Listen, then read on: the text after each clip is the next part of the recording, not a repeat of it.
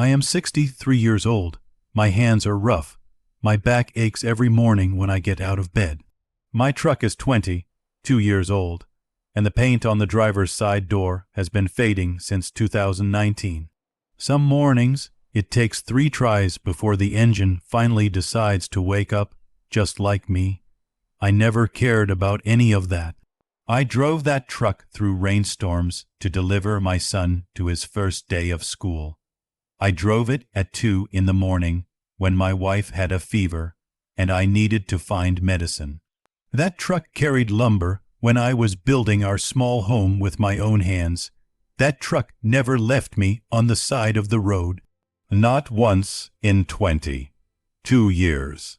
So when Marcus, my son's new father-in-law, stood in front of 70 people at my son Daniel's engagement party, pointed at my truck parked in the driveway, and said those words, I felt something shift inside me, something quiet, something deep.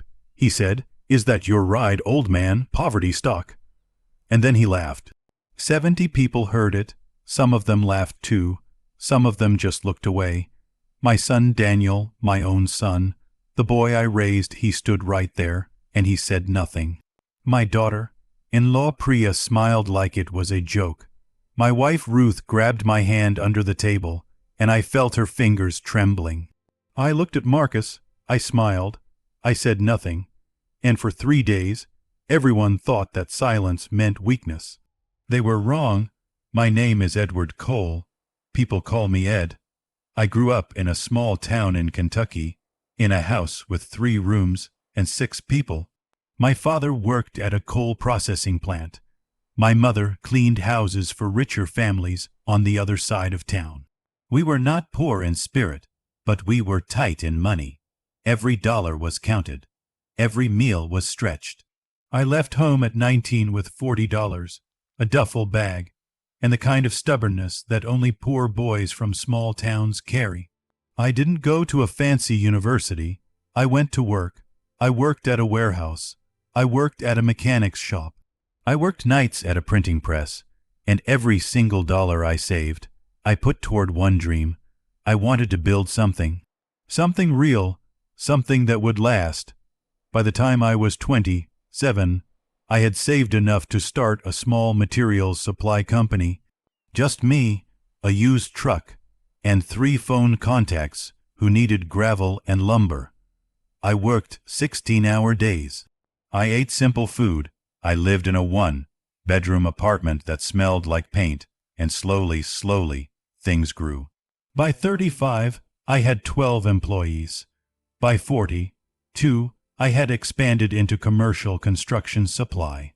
By 50, Coal Materials and Supply was providing resources to construction projects across 4 states.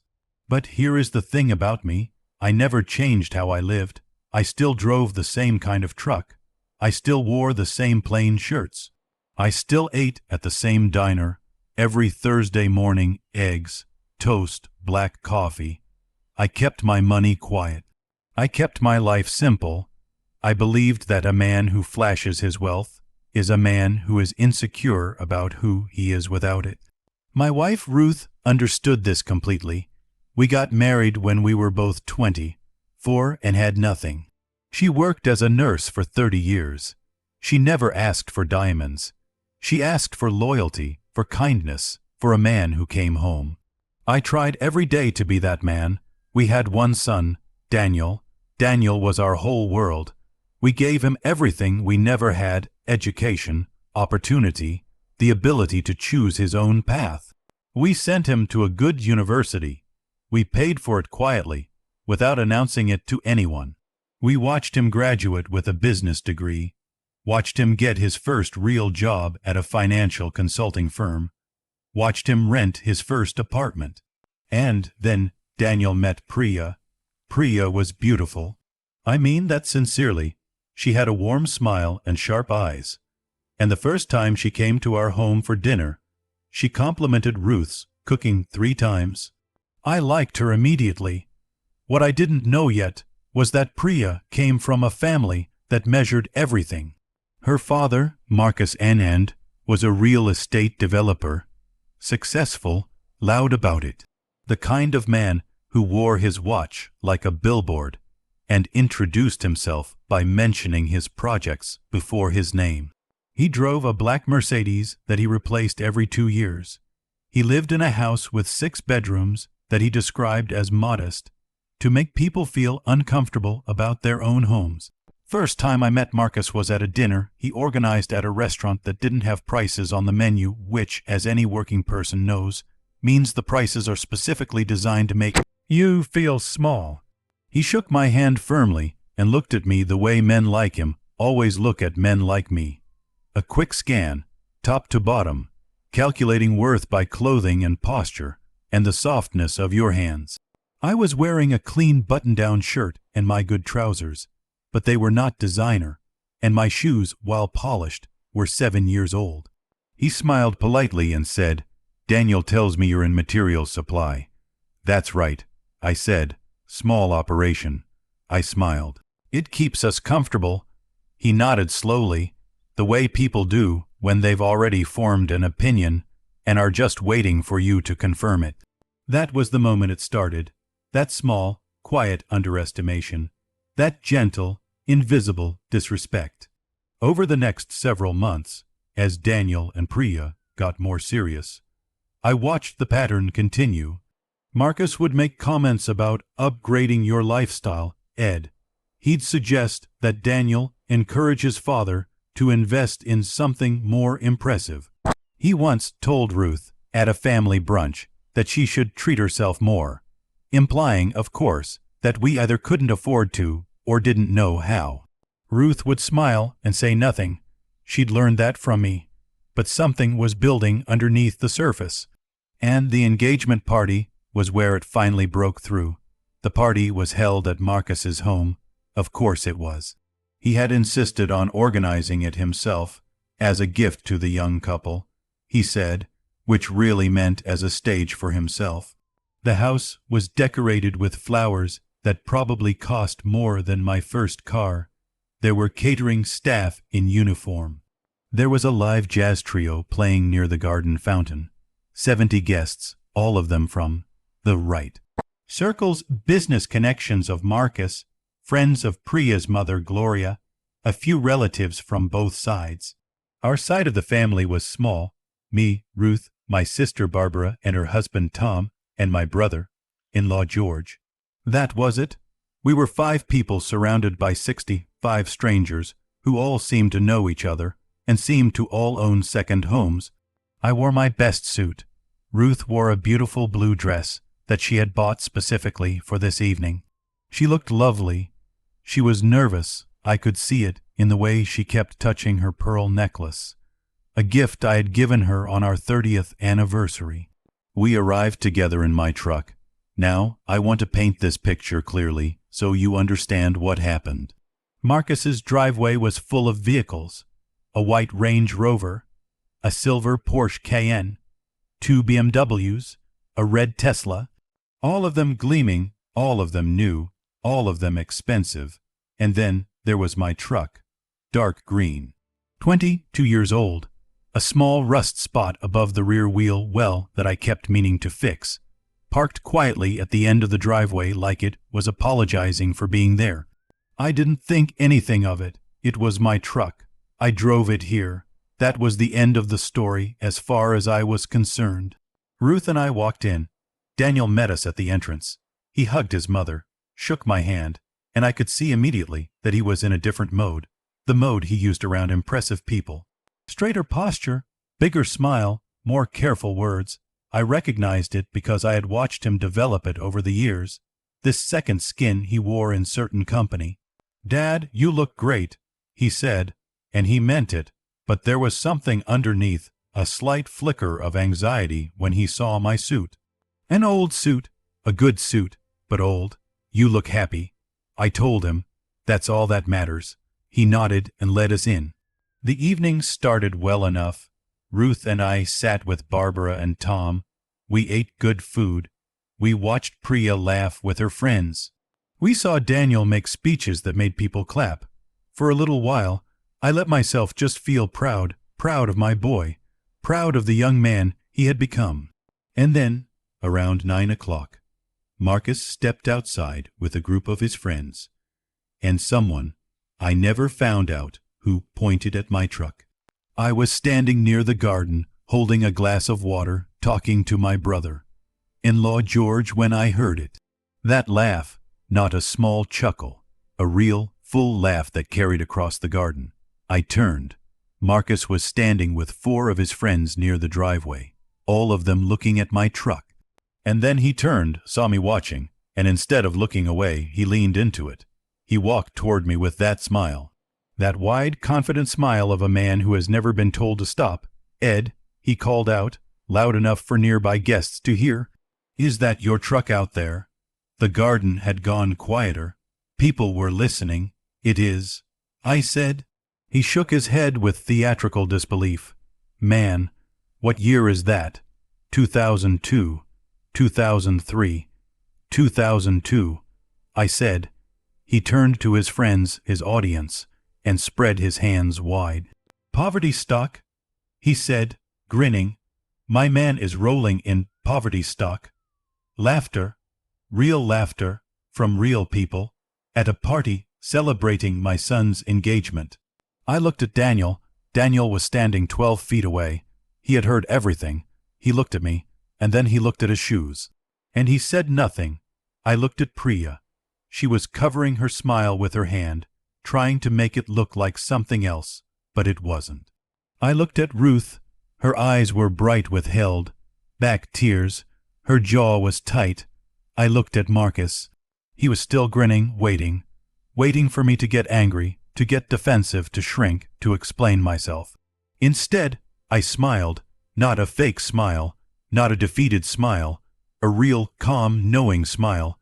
"It's a good truck," I said simply, and I turned back to my conversation with George. The moment passed. People moved on. The party continued. But something had changed, and 3 days later, Marcus would understand exactly what that smile had meant. The next morning, Ruth and I sat at our kitchen table. She made tea. I made eggs. We didn't talk about the party for a while. We just sat together the way married people do when they understand each other without words. Finally, she said, "You're not going to do anything." I poured her more tea. "I already did something." She looked at me. "What did you do?" I smiled. I said. She was quiet for a moment. Then she put her hand on mine. "Ed, that man humiliated you in front of 70 people.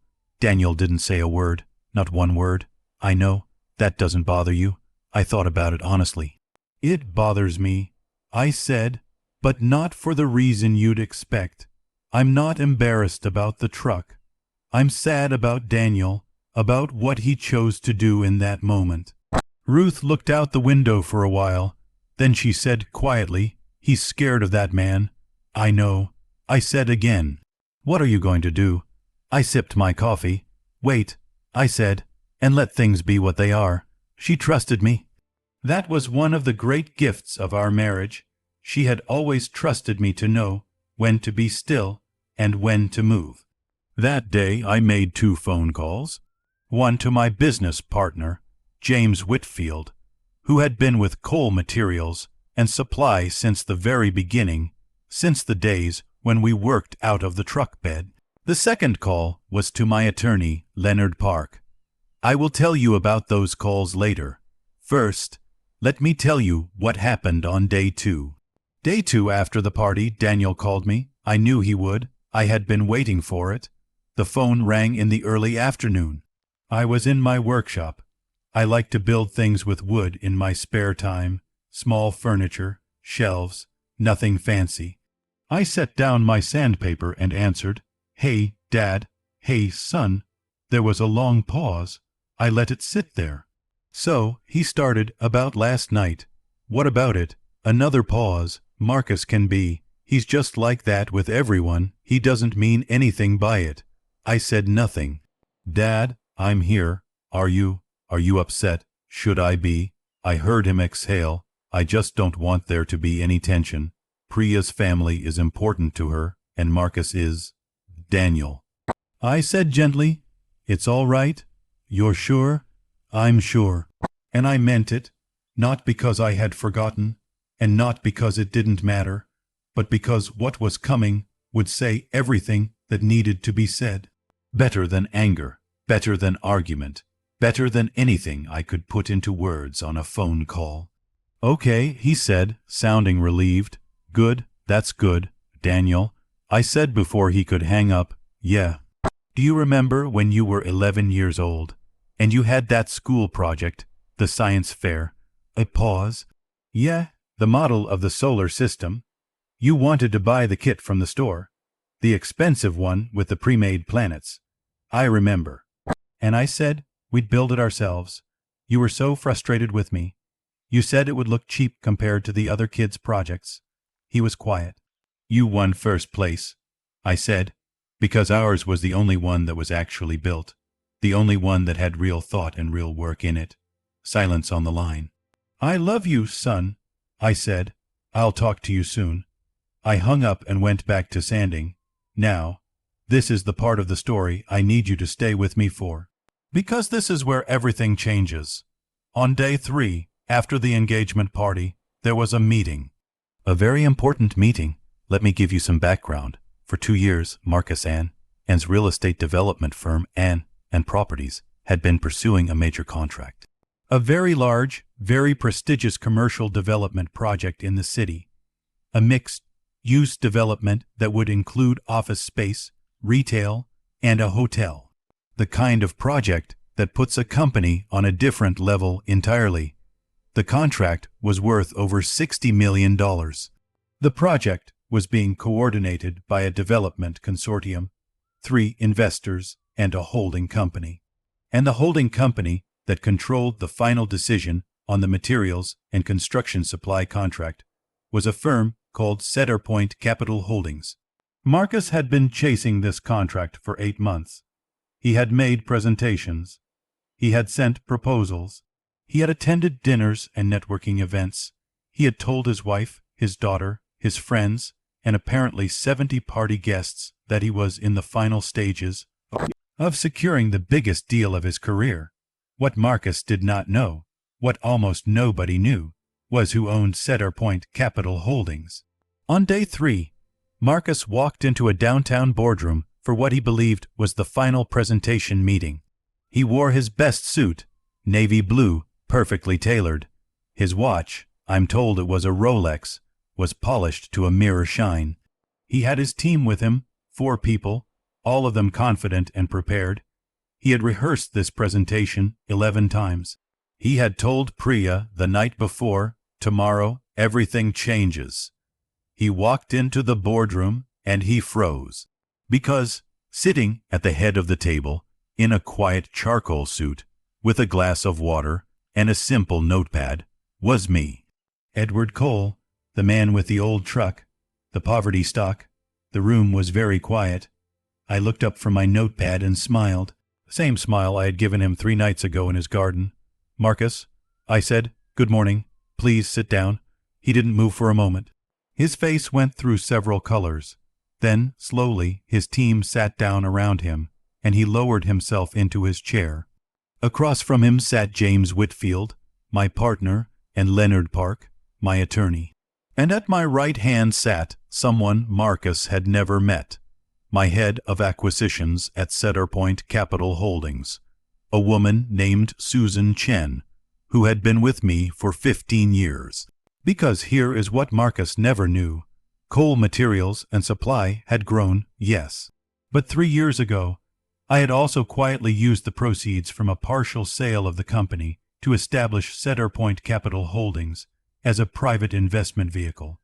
I had structured it specifically to keep my name out of public filings, not for any deceptive reason, simply because I had learned long ago that when people know your name is attached to money, they stop treating you like a person and start treating you like an opportunity.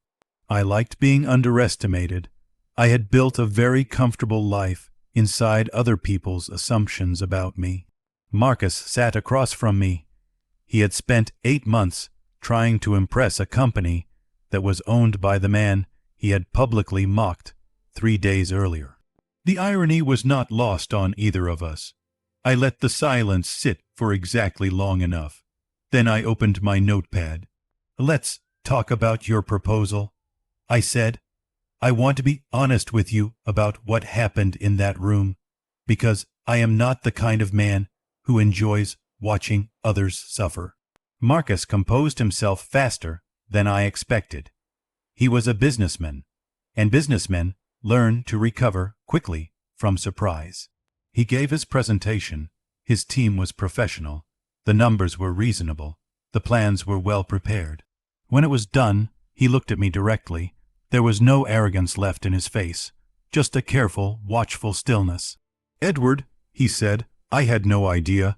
"I know," I said. "If I had known, Marcus." I set down my pen. "I appreciate your presentation. Your team did excellent work, and the proposal is serious. We will review it carefully." I paused. "The decision will be made on merit alone, not on anything else." He nodded slowly, but I said quietly, and I chose my next words carefully, "I do want to say one thing, not as a potential business partner, as a man." I looked at him steadily. "What a person shows you when they think you have nothing to offer, that is who they really are. I always remember that." The room was very still. Marcus held my gaze, and something in him, the real man underneath the watch and the Mercedes and the expensive driveway, seemed to understand exactly what I was saying. And what I was not saying. "You're right," he said, simply, without deflection. That surprised me. I stood, and we shook hands, and his team filed out. James stayed back and looked at me. "You didn't have to do that." "Do what?" "Be so decent about it." I picked up my water glass. "I've been poor," I said. "I've been dismissed. I know what it does to a person. I don't need to do it back." James shook his head, smiling. "You're a strange man, Ed. My wife tells me that regularly," I said. Word travels fast in business circles. By afternoon, people who had been at the engagement party, friends of Marcus, colleagues, were making phone calls, putting pieces together, realizing who Ed Cole with the old green truck actually was, and then it reached the family. Priya found out first.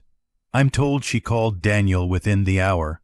I'm told their conversation was long and complicated and included several moments of silence. Daniel called me that evening. This time the phone call was different. He called and he did not say hello.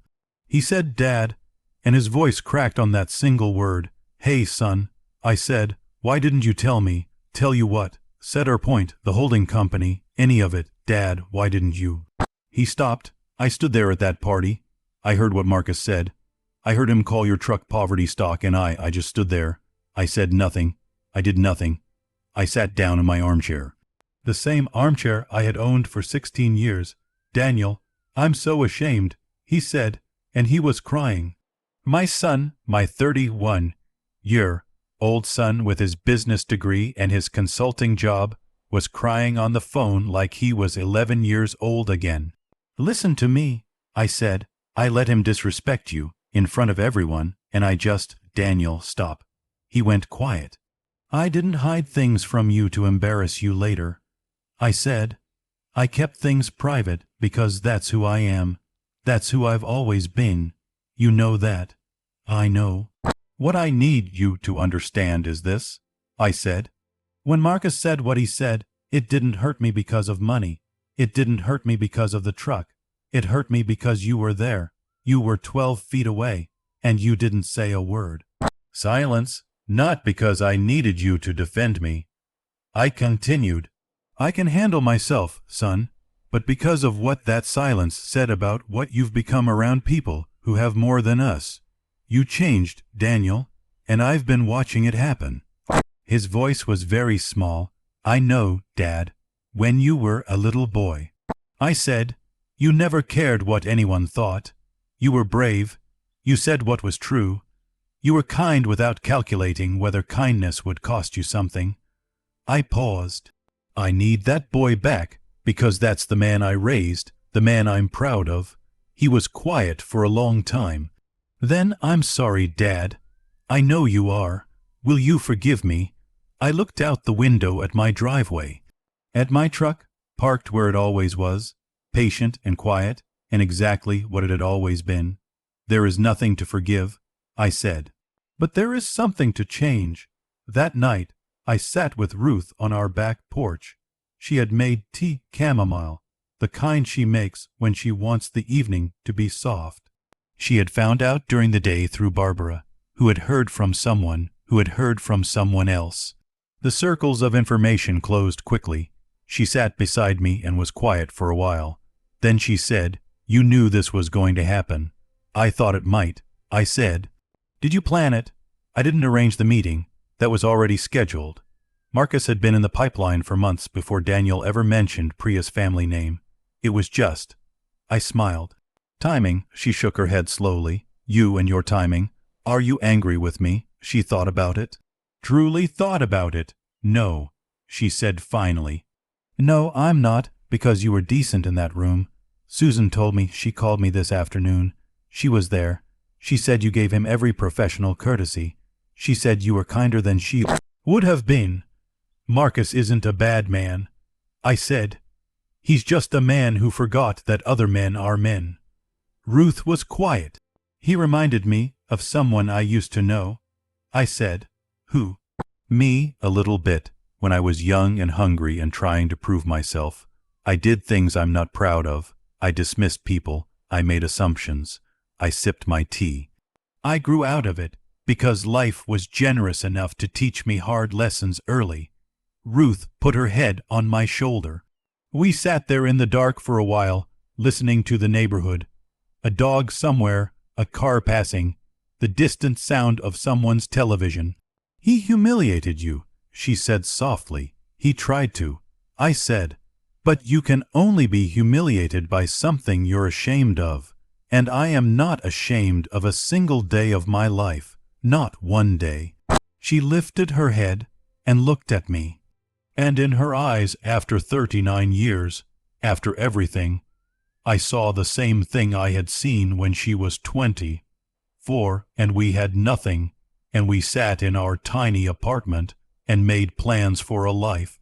Love, real love, the kind that doesn't need a reason. "I love you, Ed," she said. "I know." I said, "I'm very lucky."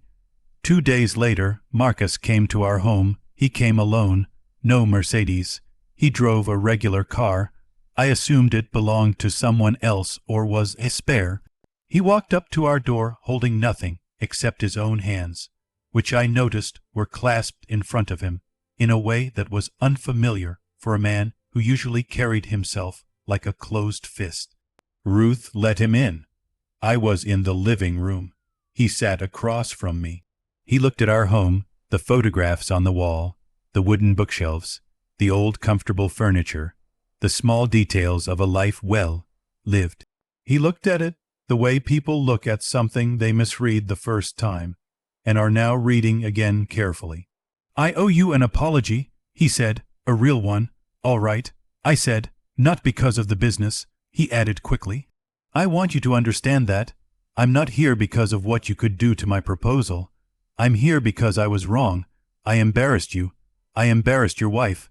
I said something cruel in front of people who didn't need to hear it." He exhaled slowly. "I was showing off, and that's small.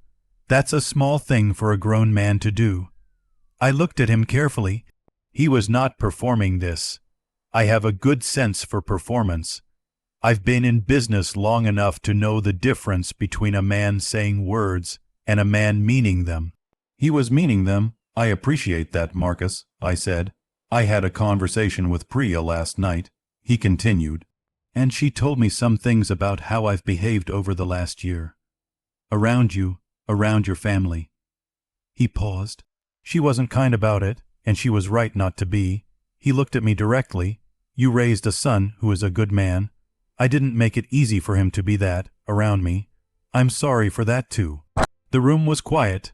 "Tell me something," I said.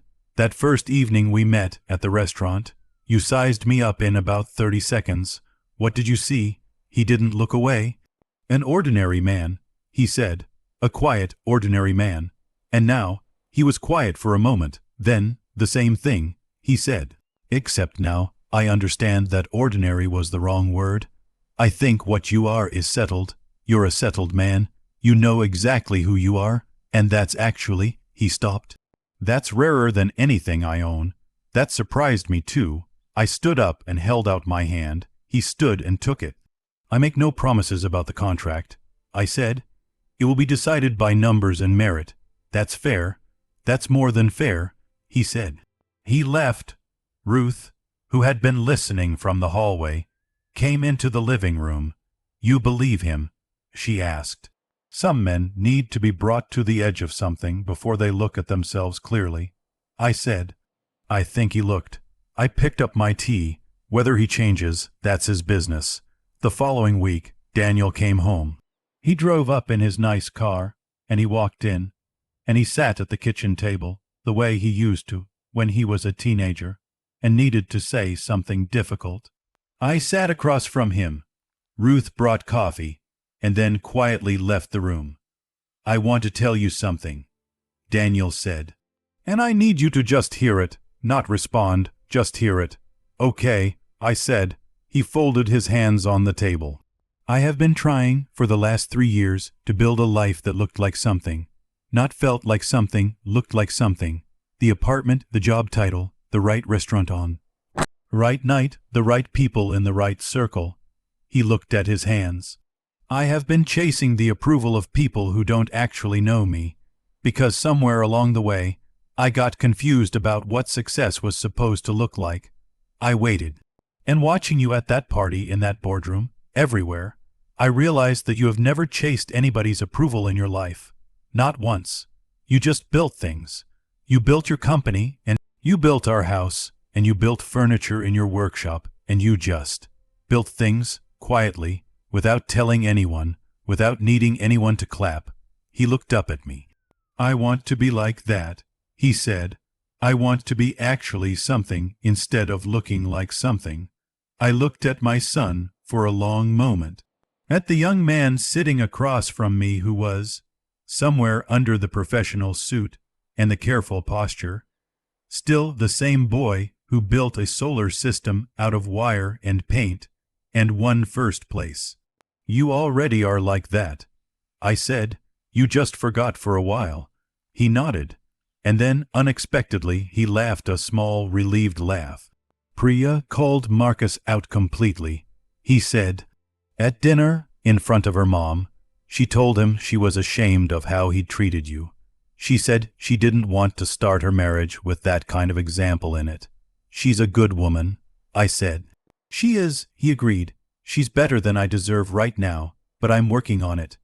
I reached across the table and put my hand on his arm. "Daniel, you are my son. You carry everything your mother and I ever put into raising you. It's all still in there. Just don't let other people's noise drown it out." He put his hand over mine. We sat like that for a moment, and it was enough. The contract with Anne and Properties was reviewed by the Cedar Point team over the following 3 weeks. In the end, Marcus's proposal was competitive, but not the strongest bid. We gave the primary contract to a different firm, but awarded Anne and Properties a significant subcontract on the interior development, based purely on their strengths in that area. It was the right business decision, and it was the fair one. When I told James my decision, he raised an eyebrow. "You're giving him something." "His proposal had real merit in one area," I said. "Ignoring good work because of a personal grudge is exactly the kind of thing small men do." James shook his head again. "Strange man," he repeated. "I drove home in my truck. The engine caught on the first try that day. I took it as a good sign. 6 months later, Daniel and Priya got married in a simple ceremony, not the enormous event Marcus had initially wanted. 120 people, a beautiful outdoor venue, flowers that Ruth helped choose. Daniel cried when he saw Priya walk toward him. I stood beside him as his best man. Marcus sat in the front row with Gloria. During the reception, he came to me and raised his glass. Just that, no words, just a raised glass and a nod. I raised mine back. It was enough. Ruth danced twice that night, once with Daniel and once with me. She was wearing a new dress she had bought herself, a dark gold color that suited her perfectly. She looked the most beautiful she had looked in years, which is something I told her, and she told me to stop lying, which I told her I never did, which made her laugh. When we left the reception, we walked out to my truck. A few people saw us. I noticed the looks, the slight surprise, the second glance at the old green truck with the fading paint and the rust spot above the rear wheel well. I helped Ruth into the passenger seat. I walked around to the driver's side. I sat down. The seat cushion exhaled softly under me, familiar as a handshake. I turned the key. The engine woke up, steady and reliable as ever. 22 years. Never left me on the side of the road. Not once. I put it in reverse and drove my wife home. I have thought carefully about what I want to say here. Because this is not a story about revenge. I need you to understand that. It would have been easy to walk into that boardroom wanting Marcus to feel small. It would have been easy to deny his proposal entirely and call it justice. It would have been easy to let Daniel's shame fester and use it to remake my relationship with my son on my terms. I did none of those things, because none of those things are what I am. Here is what I know after 63 years of living. A man who needs to make others feel small is a man who feels small himself. Marcus laughed at my truck because somewhere inside him, he has always been afraid that what he has could be taken away. Afraid that without the watch and the car and the house, there would not be enough of him left to matter. I recognize that fear because I used to carry a version of it myself. Silence is not weakness. I have smiled through more insults in my life than I can count, not because I was afraid to speak, but because I understood that the right response to disrespect is not always a louder noise. Sometimes the right response is to simply continue being who you are, so clearly and so steadily that the truth becomes impossible to ignore. What you build in private is more powerful than what you announce in public. I spent 40 years building things quietly, a company, a marriage, a character. I never needed a stage. The stage found me eventually, as it always does when the work is real. Your children are watching everything. Daniel needed to be brought to that moment. He needed to see clearly the difference between performing success and living it. I could have told him 100 times, but a child, even a grown child, sometimes needs to see, not be told. And this above everything, a man is not the vehicle he drives. A man is not the suit he wears, or the restaurant he can afford, or the size of his house. A man is what he does when nobody is watching, what he carries into a room when he owns nothing impressive, what he leaves behind when he is gone. My truck is 22 years old. It got me everywhere I needed to go.